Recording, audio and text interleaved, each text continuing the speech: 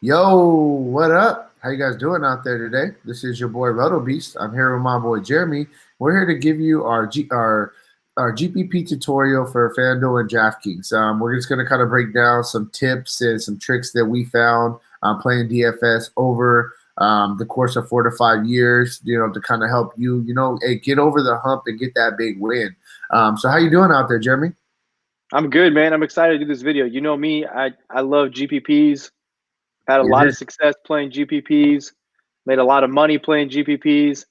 So Yeah, this is definitely more of your video. I've always, I met you and I was a cash game guy. You've always been the GPP guy. Yeah, man, I'm excited to share some of this info, with the people out there, some stuff that has definitely helped us kind of navigate the waters and really have a couple really, really good takedowns. So we'll get started. I'm just going to ask you the question. I'll let you break it down. First thing that we'll talk about, in this video is what is a GPP? So if you want to kind of give us your definition of that, we can go from there. yeah, I think that's a really good question because a lot of people that get into it don't really know what a GPP is. They just think it's just a chance to win a lot of money. And a GPP actually stands for a guaranteed prize pool. So whether it fills up or not, the prize pool is guaranteed. So if it says that, there's 27,000 entrants or 27,000 spots and only 20,000 people get in it and it's a GPP, it's a guaranteed prize pool. And that's what you would talk back in the old days where there's a chance for overlay where you'd want to get in and scoop a bunch of that up because, the cash line typically in a tournament is about 18 to 24%. And obviously, if it doesn't fill up, then getting into that, you'd have a better chance at cashing your entry. So a GPP, a true GPP means a guaranteed prize pool. It's not, and we'll get into some of the other types, but it's not a 100-man league. It's not any of those leagues that if they don't fill up, then the tournament doesn't run. It's a guaranteed prize pool tournament. Yeah, for sure. So, the first thing, after, now that we kind of put out there what a GPP is, let's talk about the different types of GPPs first. You got a single entry GPP versus a multi-entry GPP contest. Just to kind of, give you guys a general oversense of it. A single entry GPP, you can only put one lineup in the contest. If there's 5,000 entries, you can only get one lineup in there, which, single entry GPPs is a little bit more of what I like, especially I run a cash game lineup. I usually play a single lineup every single day. So that's a little bit more catered towards me compared to, a multi-entry GPP where you can put 150 entries into the contest. So, it's a lot more tougher when you're playing one lineup to really have a chance in a multi-entry contest compared to a single entry contest. So what's your thoughts on that? I think that depending on the sport, I think that the transition, and we'll talk about this as well when you talk about leverage on the field, etc. I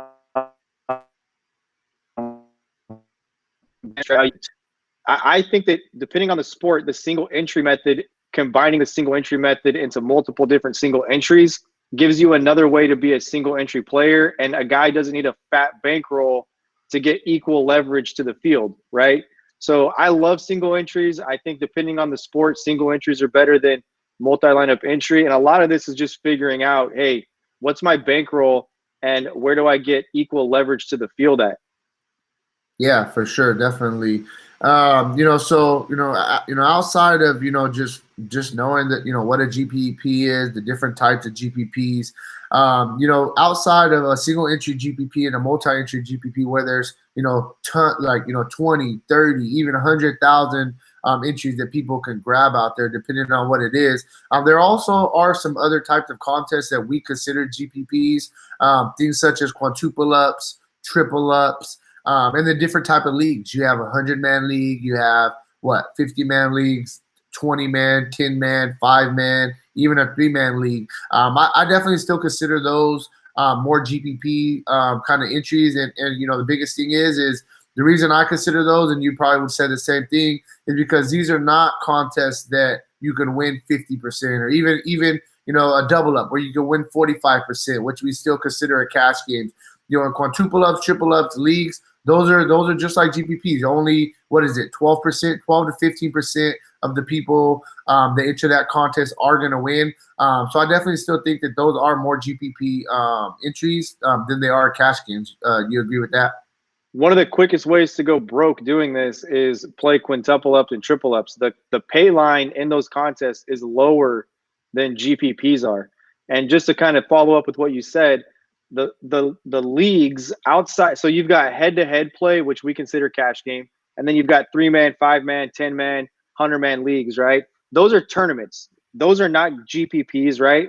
We kind of clump them in the group of GPPs because they're a tournament, but Right. they're not guaranteed prize pools. So if that 100-man league doesn't fill up, you'll get an email from FanDuel or DraftKings saying that we refunded your money. The contest didn't run. But those are definitely tournaments we consider. And a 100-man league, if you look at it, usually it pays out 1 through 12. So I'm not real good at math, but I believe that's 12% get paid in a 100-man league, right? So, Right. and a lot of the 100-man leagues are typically a 3-entry max. So you're going to get 3 entries where you have equal leverage to the field, or perhaps field leverage on some people who just put 1 entry in, and the pay line's 12%. You're better off taking your money to a regular GPP or a single entry contest. And that's a big part of being a successful tournament player, in my opinion. And that's, we'll get into contest selection in a minute, but you have to understand how to select the contest. You can't just hop into all these different types of tournaments, not knowing what they are, and then expecting to be successful with it. Yeah, no, I definitely agree. It's like that's a big thing. Is a lot of people that they see the commercials, they see people winning all this money, and they think it's easy. They think that, okay, well, hey, I'm just gonna throw $50 in a FanDuel and I'm gonna hit big. And hey, man, usually 99% of the people, like you said, they just go broke and they stop playing after a couple weeks because they win all in, and that definitely isn't the way to go. So I mean, what do you think as a GPP player? I mean, what kind of bankroll management do you use, and how do you kind of leverage yourself versus the field? Well, I'm just going to say one thing quickly. That's the difference between that's the value in coming to DFS Cheat Sheet and subscribing to the site is tutorials, the process that we teach you to play with, the bankroll management strategy, how to select contests, which we'll do some of that briefly here. But that's the edge up, right? If, like you said, if you just deposit $50 on FanDuel or DraftKings and just think that you're going to buy a lottery ticket into the Millie Maker or something this weekend and you're going to win it, hey, just go down to 7-Eleven and buy $50 of lottery tickets, because you're going to jump into a pool that's infested with sharks that are playing numbers, right? So you have to understand all of these different types of things. So, look, GPPs, the strategy that I get into is I'm a 50-50 player most nights. And the reason I'm a 50-50 player is I want to hedge against my tournament entry fees. So, we grind out cash game lineups. We play one cash game lineup on all of our cash game entries. So if I'm going to play $100 that night, then I'm going to put $50 of it in cash.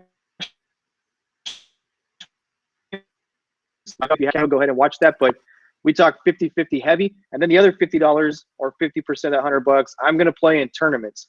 And on that bankroll, you don't want to be a person who's playing $100 a night, playing $50 in cash, and playing $50 in 7 entries into the $7 tournament, because you're so far out leveraged by the field where a guy's going to max enter it. He'll have 150 entries. You've got 7. He has field leverage on you, and your odds are just diminishing with every single one of those people that get in and max enter. Yeah, for sure. I definitely think that if you're gonna be, I feel the only really way to play like a multi-entry contest where you have 150 entries possible is you have to max enter. If you don't max enter in a contest and put the 150 lineups in, then you're out leveraged, like you said. So I mean, if you're not gonna put that many contests in, some other contests that I actually really like outside. So say I have a couple lineups I do like, and I don't know which one to choose for my single entry GPP. There's a couple contests that I like. One that I play often is like there's a $15 3-entry max, and there's only like 900 people in it. First place, you get like 2,000. That's a contest that I like a lot. So this way, I mean, I could put a couple different lineups in. I have the options to put 3 lineups in, but you're going against somebody else who's putting in 3 lineups just like you, instead of you putting 3 lineups in and then the other person is putting 150 lineups in. Obviously, they have much more of an advantage. So those are the contests that I like as well on nights. Especially a night like tonight, for example, where there's only two games. In a 2-game slate, it's never really a cash game slate. There's numerous ways that you can go about tonight.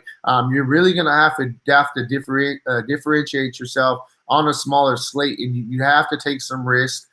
So you got to play some guys that are probably going to be really low owned. So if you're not playing single entry, but you only want to play a couple lineups, I definitely recommend going to a contest that's like a 3-entry max, unless you're going to absolutely max enter and put the 150 lineups in, and you have the same leverage as some of the sharks for sure. And that's a perfect example of, there's a $65 3-entry max. I believe there's a $5 5-entry max. Both sites have them. It's the best way to get equal leverage to the field. And like you mentioned, tonight with a slate where you need to be different, in single entry tournaments, people are far more conservative with their picks and the guys they roster. They almost get a cash game strategy because they only have 1 entry, right? You see in multi-entry tournaments, variance is the biggest factor that comes into play. And the more lineups you have, the more variance you can have, and the more opportunity you have to cover more of the field, right? Well, in a 3-entry max tournament, it's not hard to get equal leverage to the field. And you've got guys may have to make the same decision you do. Maybe you gotta be conservative with one, super aggressive with another, and then kind of middle in the row with a third, and optimize that kind of around your pool of players, like that we throw up on the site every single day. But that's a perfect example of how to get equal leverage to the field, how you can be successful with this with upside, and you can also still not have to be, $200 to $400 out of your pocket every night to max enter and get cash, right? You can play, what is that, a 3-entry $45 tournament, right? For 3 entries of $15, you got $45 in cash. You've paid, your $90 in for the night with the upside of winning over $2,000. So what a perfect example that is. Yeah, definitely. And I think that kind of covers like the contest selection that we were talking about. The next thing I want to talk about is, let's talk about a ceiling versus a floor. We could talk about a cash game versus a GPP and what you're really looking at, when you're trying to use players in GPP. So, I mean, I'll just kind of get you a general idea, and then you could kind of chime in. I mean, whenever you're talking about a ceiling or floor, we always talk about, it's in a cash game strategy, you want to use guys that are going to give you a solid floor no matter what. They may not necessarily have the crazy upside where they can take down a tournament, but they're going to give you a really solid floor. They're really, really consistent. Compared to when you're looking for a guy in GPP, you want a guy, and I'm just gonna give you an easy example because I know a lot of people look at this. Just say you go to a guy's game log, for example. Okay, just a random guy, and the guy say the guy plays consistent minutes. Say the guy plays 30 minutes a game, and maybe some nights he'll only get you 17 or 18 fantasy points, but then on another night, there's a couple of times the guy went off for 50 fantasy points. So he's showing you the upside there with 50 fantasy points, but he's just not consistently every single night getting you, 30, 35 fantasy points. There's a big gap between his floor, which is probably 17 or 18, and his ceiling, which is 50. There's not really no middle. He's either going to have a really good game or kind of have a shitty game. And really, when you're looking at GPPs, those are the kind of guys that you're looking at. There really is no playing it safe. You got to kind of look at matchup.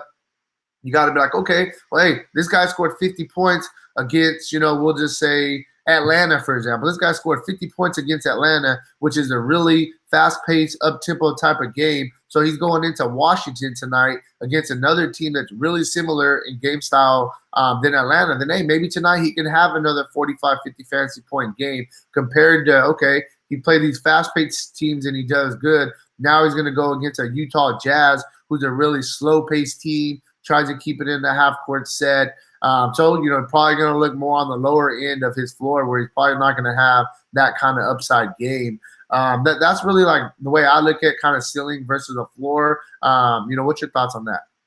No, that's absolutely it, man. I mean, you take a look at kind of and defining ceiling versus floor. Floor is more kind of calculating what the average that player can get and then what his lowest actual output was for the season in relationship to his price tag. And then ceiling is pretty much what's the highest this guy's gotten all year and in relationship to what his average is and what his price is as well, right?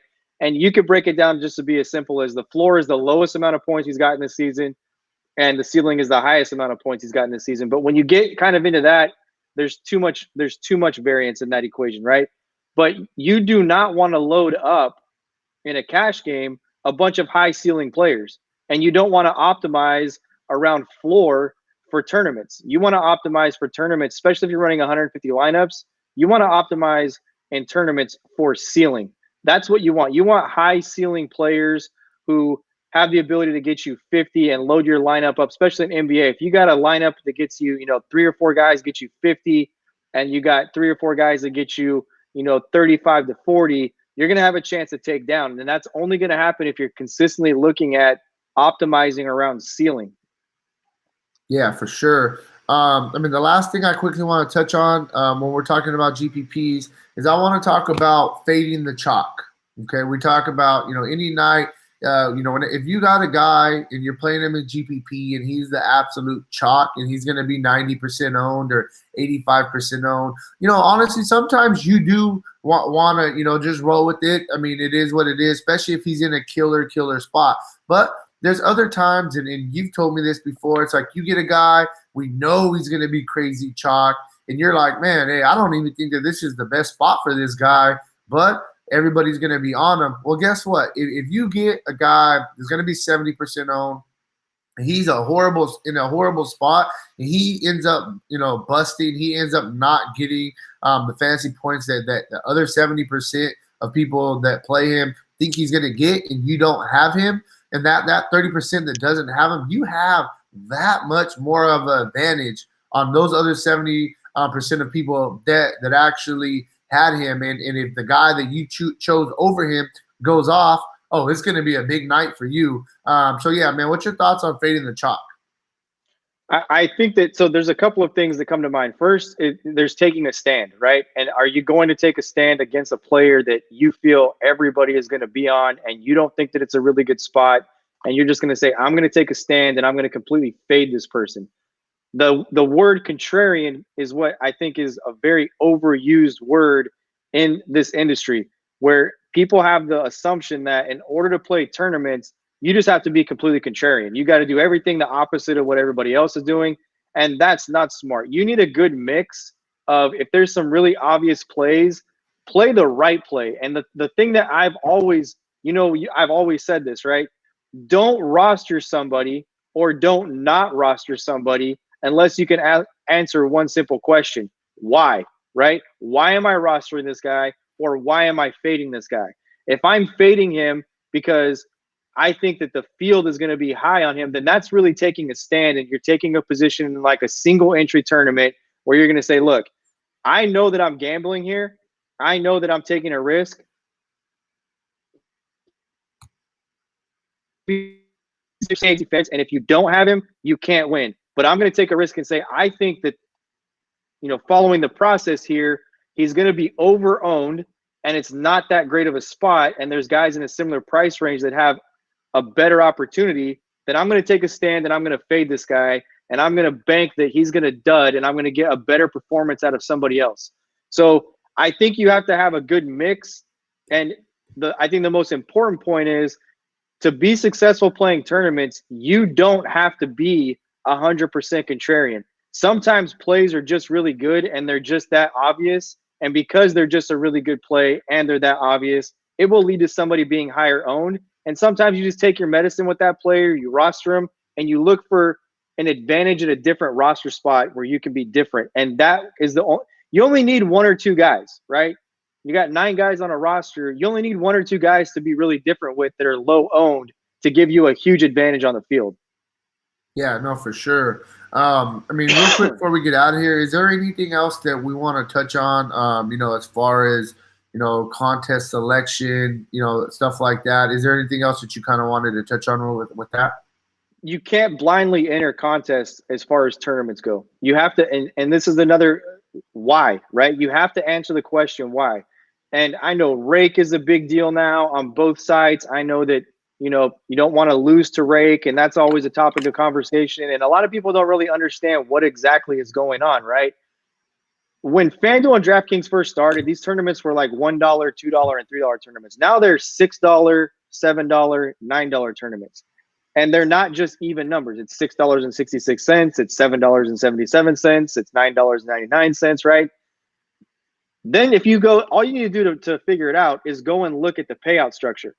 It used to be almost every tournament was 2-to-1 on your money, meaning that if it was a $4 entry and you just hit the cash line, it would return you $8.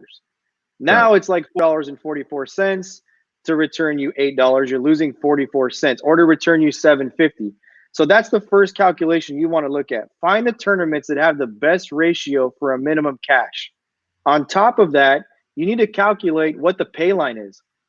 There's tournaments on a nightly basis that the pay line will average between 17% and 24%. Don't get in a 17% pay line contest if there's a better tournament that pays 24%. Just don't do it. The odds are in your favor to get in the other tournament that the pay line is 24%. More of the field is going to get paid. So you want to look, when you're selecting a contest, especially a contest that allows multiple entries, you want to look at what's the pay line structure, what's the payout structure, am I going to get 2-to-1 on my money if I cash, and then what percentage is first place to the field, right? If you're looking at a $100,000 tournament where if you win it, you're going to get paid $100,000, but second place is $10,000, the payout structure in that tournament is so top end heavy that it's not worth your money to get in that tournament that night. Just take your money, put it in something else, or move on to the next day. You don't have to get into this every single day. To be successful in this as a whole, you've got to have a good strategy to get cash games to tournaments to give you upside, and you have to select the proper contest. You can't just jump into any contest thinking, hey, it's a good first place prize. Let me try to take this down. You're not going to be successful day in and day out. In daily fantasy sports, it is not a sprint. It's a marathon. Yeah, no, definitely. I mean, just to end on that, I think that is a big problem that a lot of, especially beginners, that don't understand so much, is they want to go pick a contest just because this contest first place is $1 million. But what are really the odds of you winning that $1 million? It's a needle in a haystack compared to another contest where maybe you only win $10,000. But guess what? You have a legit chance to win $10,000. It's not, such a stretch. So I definitely think that is important. It's like, hey, I'd rather win 10,000 than really not have a chance at $1 million. So I definitely agree with you. I think that playing tournaments, the most important thing to do is to set the expectation. What are you trying to accomplish? And I'm going to be completely honest with you. My goal every single night when I max enter is to break even and move on to the next day. I want the upside to take the tournament down, and I'll go on runs, where I'll be like, bro, I'm taking this down tonight. I'm taking it down tonight, where I literally feel every single night I'm going to take something down. But then there's times where you're not. If you can 40% clip, you can make a profit every night and move on to the next night. But when you're playing tournaments, the expectation, you want to take down every night. You want to do that. Right. But the expectation has to be to break even and move on to the next day. Give yourself the upside to be there at the end to take the tournament down, but you can't go for broke every single night. And all of these factors are huge: leverage, contest selection, bankroll management, using cash games to back it up, etc., to make sure you're not constantly redepositing and having a bad experience. Yeah, for sure. And hey, man, I think that's really where we're at. I really hope that us kind of breaking down GPPs in a little bit more in depth helps you guys, make smarter decisions. Hopefully, make some big time money, taking down some contests and stuff like that. Hey, man, if you haven't already, make sure to check out the site, DFSCheatSheet.com. We got a lot of other stuff to help you guys play daily fantasy sports day in and day out. And hey, man, good luck on guys' contests in the future. All right. Peace out.